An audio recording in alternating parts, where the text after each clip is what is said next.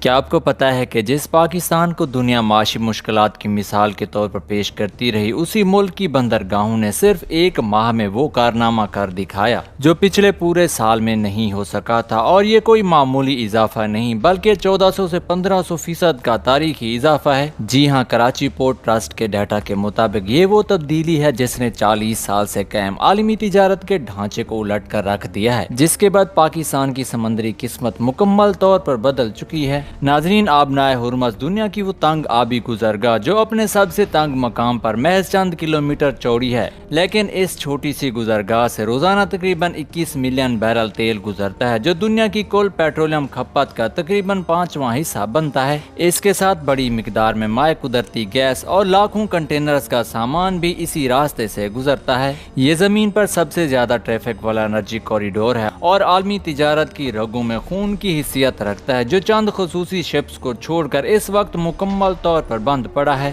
آپ کو بتاتے چلیں کہ دہائیوں سے دنیا کا ایک طے شدہ اصول رہا ہے کہ ہر بڑا مدر شپ چین یا یورپ سے نکل کر خلیج فارس میں جائے گا، دبئی کے جبل علی پورٹ پر یہ سارا سامان اتارے گا اور پھر چھوٹے فیڈر جہاز وہ سامان پاکستان، وسطی ایشیا، افریقہ اور پورے مشرق وسطیٰ تک پہنچائیں گے۔ لیکن جب ایران، امریکہ اور اسرائیل کے درمیان کشیدگی عروج پر پہنچی اور ایرانی بحریہ نے تجارتی جہازوں کو روکنا شروع کیا، بندش کی دھمکیاں دی، تو یہ سارا نظام مر گیا۔ اس کے ساتھ بحیرہ احمر میں حوثیوں نے بھی تجارتی جہازوں کے خلاف مہم شروع کر دی، یعنی دنیا کے دو سب سے اہم بحری راستے ایک ساتھ خطرے میں آ گئے۔ نتیجہ یہ نکلا کہ دنیا کی سب سے بڑی شپنگ کمپنیوں نے خلیج فارس میں داخل ہونے سے صاف انکار کر دیا اور اپنے بیڑے کا ایک بڑا حصہ مستقل طور پر نئے راستوں کی طرف موڑ دیا۔ آبنائے ہرمز کے اندر واقع 7 ممالک کی تقریباً 24 بندرگاہیں متاثر ہوئیں، جن پر سالانہ 2 کروڑ 40 لاکھ سے زیادہ کنٹینرز اترتے تھے۔ عراق، قطر، کویت اور بحرین بالکل بے بس ہو گئے کیونکہ ان کے پاس اس گزرگاہ سے باہر کوئی بندرگاہ ہی نہیں ہے۔ جبل علی اور خلیفہ پورٹ بھی خطرے کی زد میں آ گئیں۔ تو اب سوال یہ تھا کہ یہ جہاز جائیں کہاں، اور یہیں سے پاکستان کی کہانی شروع ہوتی ہے۔ پاکستان کی بندرگاہیں یعنی کراچی پورٹ، پورٹ قاسم اور گوادر آبنائے ہرمز کے جنگی خطرے والے زون سے بالکل باہر ہیں۔ صرف 120 سمندری میل کے فاصلے پر ایک جہاز کراچی سے ہرمز کے دہانے تک 18 گھنٹوں میں پہنچ سکتا ہے، لیکن اسے کبھی اس علاقے میں داخل نہیں ہونا پڑتا۔ دنیا میں کوئی دوسری بندرگاہ یہ فائدہ نہیں دے سکتی۔ جبل علی اور فجیرہ خطرے کے زون میں ہیں، جبکہ عمان کا سالالہ پورٹ 900 سمندری میل مزید جنوب میں ہے، جس میں 3 دن کا اضافی سفر لگتا ہے، اور بھارت کی نزدیکی کسی بھی بندرگاہ میں اتنی گہرائی نہیں کہ جدید بڑے کنٹینر جہازوں کو سنبھال سکے۔ اس پر لاگت کا فائدہ الگ ہے۔ کراچی میں ٹرمینل ہینڈلنگ چارجز $135 فی کنٹینر ہیں، جبکہ جبل علی میں $210 ہیں۔ ہمارے پاس 1024 کلومیٹر کی ساحلی پٹی، 50,000 مربع کلومیٹر کا کانٹیننٹل شیلف اور 240,000 مربع کلومیٹر کا ایکسکلوسیو اکنامک زون ہے، اور دنیا کی تقریباً تمام بڑی شپنگ لائنز ہمارے سامنے سے ہو کر گزرتی ہیں۔ اب بات کرتے ہیں پاکستان کے فوائد اور کردار کی۔ پہلے نمبر پر ٹرانس شپمنٹ کا جادو جو پاکستان پر ڈالرز کی بارش کر رہا ہے۔ بہت سادہ الفاظ میں سمجھیں تو ایک بہت بڑا جہاز جسے مدر شپ کہتے ہیں چین یا یورپ سے نکلتا ہے۔ یہ جہاز اتنا بڑا ہے کہ ہر چھوٹے ملک کی بندرگاہ پر نہیں روک سکتا۔ پہلے یہ جہاز دبئی کے جبل علی میں جا کر سامان اتارتا تھا، لیکن اب وہ ماڈل ختم ہو چکا ہے۔ اب یہ بڑا جہاز سیدھا کراچی پورٹ آتا ہے، اپنا سارا سامان اتار دیتا ہے، اور پھر یہاں سے چھوٹے فیڈر جہاز وہ سامان قطر، کویت، بحرین، عراق، عمان، جبل علی، مشرقی افریقہ اور وسطی ایشیا تک لے جاتے ہیں۔ کراچی پورٹ ایک بڑا بین الاقوامی بس اڈہ بن گیا ہے، جہاں دنیا بھر کا مال آتا ہے، تقسیم ہوتا ہے اور اپنی منزل کی طرف روانہ ہو جاتا ہے۔ سب سے خوبصورت بات یہ ہے کہ پاکستان کو نہ کچھ بنانا پڑ رہا ہے اور نہ بیچنا پڑ رہا ہے۔ یہ کارگو کبھی پورٹ کے باہر نہیں نکلتا، ہم اسے نہ خریدتے ہیں نہ بیچتے ہیں، صرف ایک جہاز سے اتار کر دوسرے جہاز پر چڑھاتے ہیں،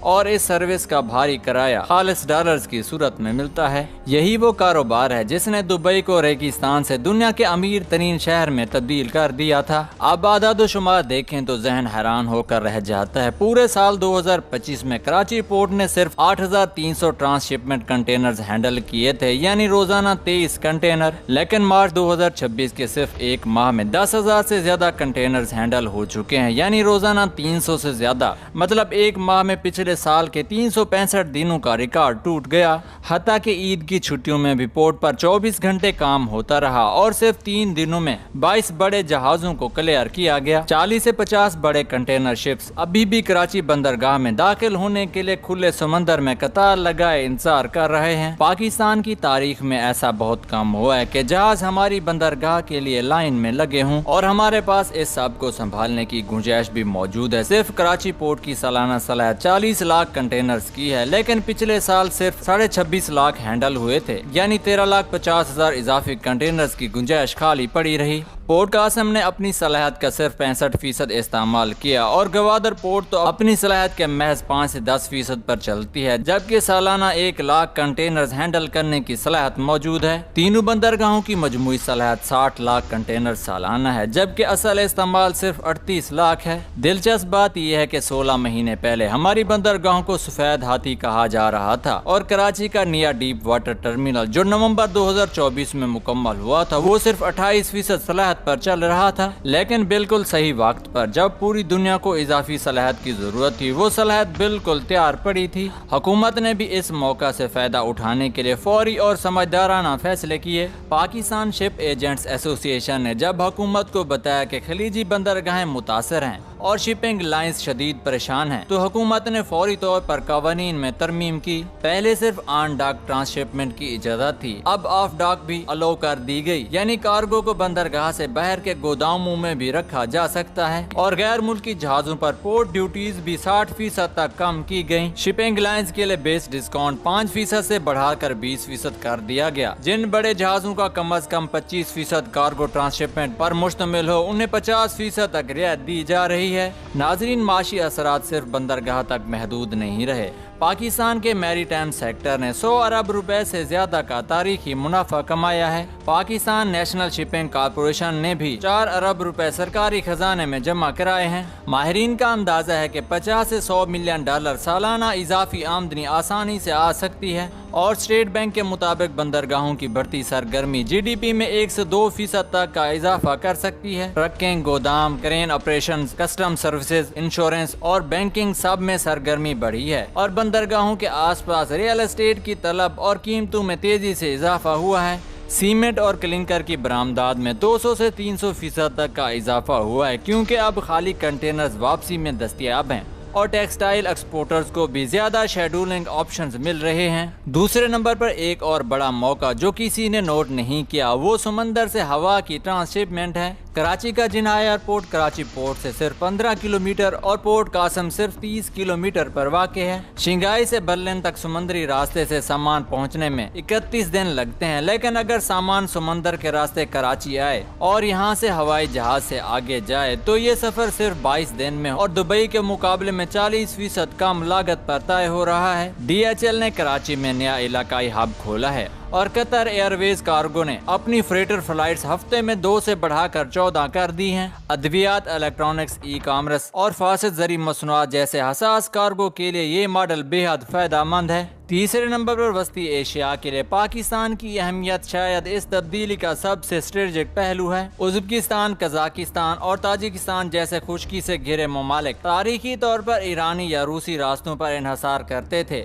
उन्होंने जबल अली के साथ अपने मुआहदे खत्म करके कराची के साथ नए मुआहदे कर लिए हैं। यहाँ तक कि ईरान ने भी ऐलान किया है कि वो अपनी 70% कंटेनर बरामदात पाकिस्तान के जरिए करेगा। चीन, रूस और ईरान के साथ गवादर के रास्ते होने वाली तिजारत में अब चीनी करेंसी युआन का इस्तेमाल भी हो रहा है, जो डॉलर के दबाव से निकलने में एक अहम संग मील हो सकता है।